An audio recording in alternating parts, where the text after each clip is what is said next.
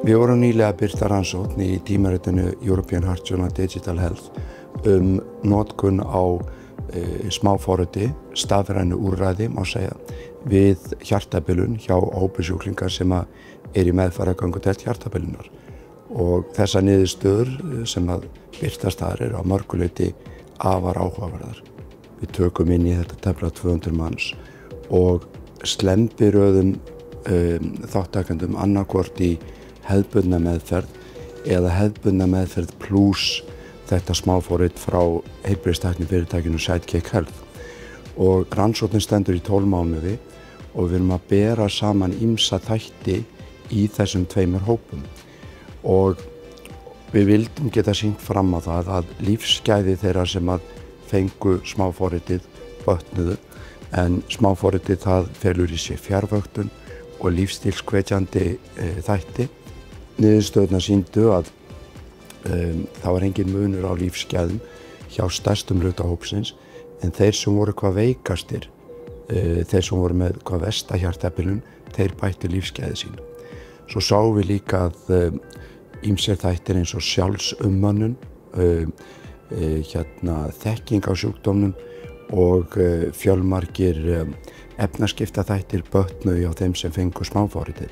Þannig að okkur finnst þetta í heild vera mjög góða niðurstöður og ekki síst þær niðurstöður að yfir 93% einstaklinga töldu í fjarvöktunar hlutanum yfir allt tímabilið og yfir 80% voru virkir í lífstílshvetjandi hlutanum. Og það er ekki síst þessi mikla þáttaka sem gleður mig og kemur mér sér dálítið á óvart. Sjúklingar svara í appið nokkrum spurningum daglega sem tengjast einkennum þeirra sjúkdóms, í þess tilfelli hjartabilun, og við erum síðan með gervigreindarforrit sem stigar svörin og skilar því til okkar, þannig að framan við nafnið er grænn, gulur eða rauður punktur, og það var hægt að forða nokkrum innlögnum með því að ná að taka sjúklingar til okkar snemma og meðhöndla það á göngudeild. Og einu tilfellinu með þess að fannst einstaklingur sem var að þróa með sér kransæðastíflu sem var drifinn á spítalann og beint í hjartaþræðingu.